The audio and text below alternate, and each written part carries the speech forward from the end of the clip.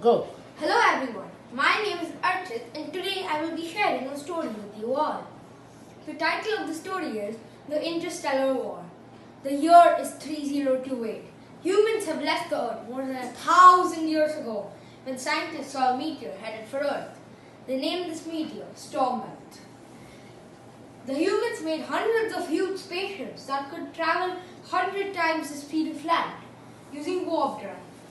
Humans were drifting in space for more than 100 years before they finally found an habitable planet, Larvis 350.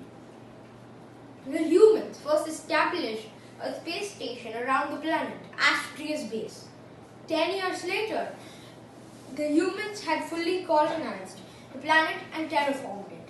Now the human population has grown too big and they need to colonize another planet to sustain it. Space travel has become very easy with the further invention of gamma speed, which allows spaceships to travel at 50,000 times the speed of light. Commander Leo checked his watch. It said 3:50. He sighed. There was still 3 hours to go before he could leave his station. Commander Leo worked as a patrol in the third belt. His job was to keep lookout for any Zurian enemy ships that got too close. The tensions with the Zurians had increased ever since one of them had gone in as far as the second bell system of the planet. Commander Kirk was calling on the microphone. Ring, ring. Leo answered. All clear, no Zurian ships spotted. Suddenly, the radar began flashing. He showed an entire armada of ships coming their way. Ting, ting, ting. Commander Leo screamed. Leo immediately called the Red Alert. The interstellar army was summoned. The army consisted of 186 destroyers, 516 X-wing fighters, and 2 Death Stars.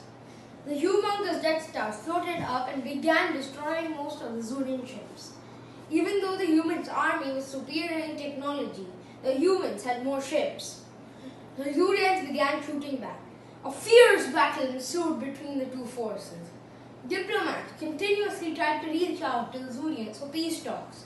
However, there was no response from them. The battle continued to rage on. It had been more than 2 hours since it had started. Both sides had suffered great losses. Eventually, the Zurian forces retreated. Commander Leo breathed a sigh of relief. The battle was over.